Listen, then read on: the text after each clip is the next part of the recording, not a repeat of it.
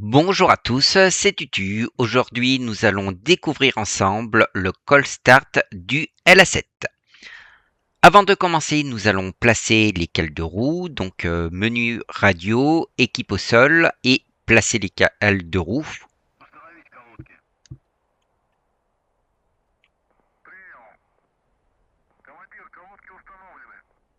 Une fois les cales de roue placées, nous allons ouvrir la valve de carburant qui se trouve sur le sol. On va allumer notre batterie, on va vérifier sa tension. 28 volts, tout va bien. Et à présent, on va vérifier que l'on a bien notre plein de carburant. C'est parfait. Pour commencer le cold start, on va fermer nos différents radiateurs. On va commencer par notre radiateur d'huile. La commande se trouve à gauche et le radiateur sous notre appareil. On va maintenant fermer les volets de capot qui masquent les cylindres. Et ensuite, on va fermer les volets latéraux qui sont nos principaux radiateurs. Maintenant que tous nos radiateurs sont fermés, on va demander à l'équipe au sol de faire tourner notre hélice. Cela va permettre à l'huile de se remettre correctement dans les différents cylindres, puisqu'au repos, la gravité fait en sorte que l'huile tombe dans les cylindres du bas. Donc les cylindres du bas sont trop graissés et les cylindres du haut pas assez. Voilà qui est fait. On va à présent mettre le circuit de carburant en pression. L'aiguille de pression du carburant se trouve en bas de ce cadran. Et pour la mettre en pression, on va devoir pomper avec cette manette. On la fait monter jusqu'à 1,2, 1,4 environ. On ouvre la valve du carburant primaire et on va également pomper le carburant primaire 7 fois. 5, 6 et 7. Voilà. On va à présent placer les différentes manettes dans les positions nécessaires pour le démarrage du moteur. On commence par la manette de supercharge qui doit être placée en arrière.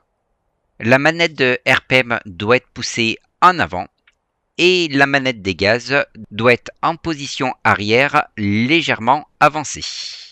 Voilà, on va à présent ouvrir la valve du compresseur d'air qui se trouve sur notre gauche. La pression d'air doit être supérieure à 80, ce qui est le cas. On va ouvrir la valve d'air de démarrage, ce qui va commencer à faire tourner notre hélice. On place l'interrupteur des magnétos sur 1 et 2. On appuie sur le bouton Start et là, il faut être très rapide et se mettre à pomper pour maintenir une pression dans le circuit de carburant entre 1 et 2. Le moteur démarre, on attend qu'il se stabilise en régime et ensuite on peut couper l'injection d'air de démarrage. Et voilà qui est fait. À présent, nous allons pousser le moteur à environ 1200 tours et on va attendre que notre moteur chauffe un peu. Nous aurons deux phases. La première, nous devons attendre que la température au niveau des culasses atteigne environ 140 degrés. Une fois la température atteinte, nous allons réouvrir nos volets de capot et nous allons également rouvrir les volets latéraux. On se remet à patienter et cette fois on attend que la température d'huile atteigne 50 degrés. Voilà, nous avons la bonne température. On peut à présent réouvrir le radiateur d'huile.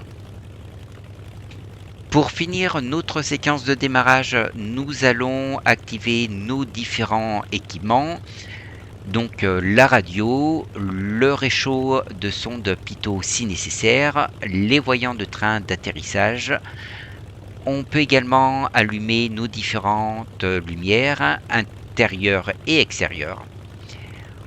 On va vérifier la pression de nos freins dans les différentes roues. Alors le LA7 a un comportement un peu similaire au Spitfire, c'est-à-dire qu'on a un frein unique et suivant que vous allez activer le palonnier droit ou gauche, vous allez freiner d'une roue ou l'autre ou des deux si vous n'utilisez pas votre palonnier. Au niveau du roulage, rien à dire de particulier, c'est un avion qui est relativement stable puisque son train principal est assez large. Et on se retrouve tout de suite pour le décollage. Pour le décollage, vous devez d'abord placer l'avion dans l'axe de la piste. Ensuite, vous devez appliquer un léger trim à droite pour contrebalancer le couple de l'hélice. Vous appuyez ensuite sur la poignée de frein, vous augmentez le couple moteur et ensuite vous relâchez les freins. Appliquez sur le manche une légère pression appliquée afin de soulager rapidement votre roulette de queue et vous retrouver sur votre train principal. Et pour conserver l'axe de piste, utilisez votre palonnier. Quand votre avion a atteint sa vitesse de décollage, il suffit de relâcher la petite pression sur le manche appliqué. Votre avion décollera de lui-même. Pensez à rentrer rapidement votre train d'atterrissage pour ne pas l'endommager. Quand les LED du train d'atterrissage passent au rouge, cela veut dire qu'il est rentré. Et n'oubliez pas de fermer votre verrière. Voilà, félicitations à vous, vous savez à présent démarrer et faire décoller votre LA7. C'était Tutu, je vous dis à bientôt pour une prochaine vidéo.